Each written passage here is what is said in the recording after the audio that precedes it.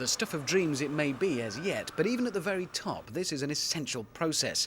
Damon Hill checks out the fit in his 1999 Jordan Formula One car. Well, we've been trying to get the dimensions and measurements for next year's car so that I've got a good driving position, but also so that the engineers can optimise all the other space available in the car.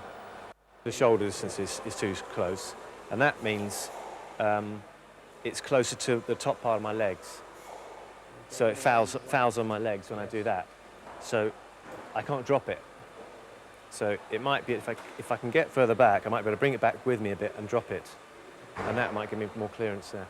Well, first thing you have to do is be able to see where you're going, which might sound like a glib thing to say, but actually it's quite tricky to get the balance between getting your head down in the car, where the airflow is best for the air intake for the engine, and also to be able to see where you're going, because we're almost lying flat on our backs. So it might be, the best thing might be to actually put the bulkhead where you can feasibly put it, and bung a bag in, and then I can get my seat, see if I can get my seating position right from there. Right, is this stable? You're going to hold this?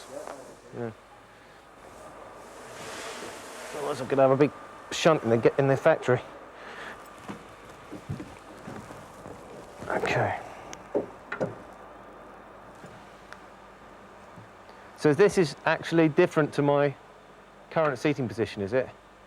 No, it's not. What I'm trying to achieve is something a bit more like that. Now, right now, my hips are too wedged against the against that. Everything has to hinge around that point, where my head hits the headrest, because that determines whether you're going to sit like this, you know, or whether you're going to be in a more ideal position.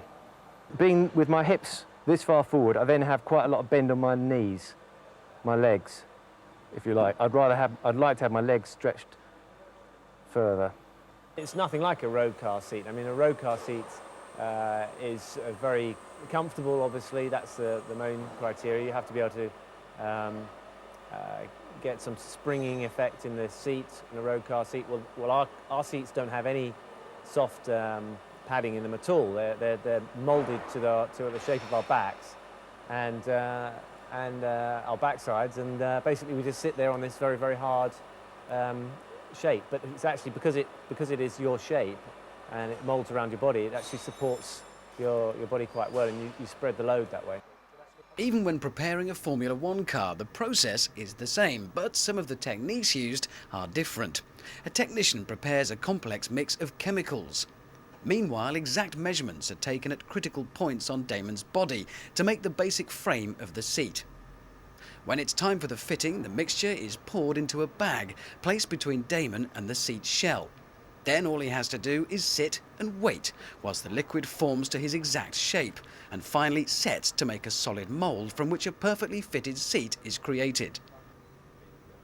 The effort put into this by the team is a measure of how important it is. In a 3-hour race, being comfortable matters, as does being held very firmly in place.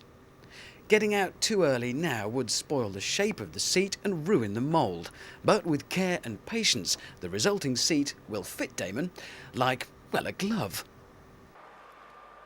Well, I'm very happy about the way things are going. It's coming good again. I think that we're going in the right direction, and they work very hard here at Jordan to give me a car that I can work with, and so I'm very happy.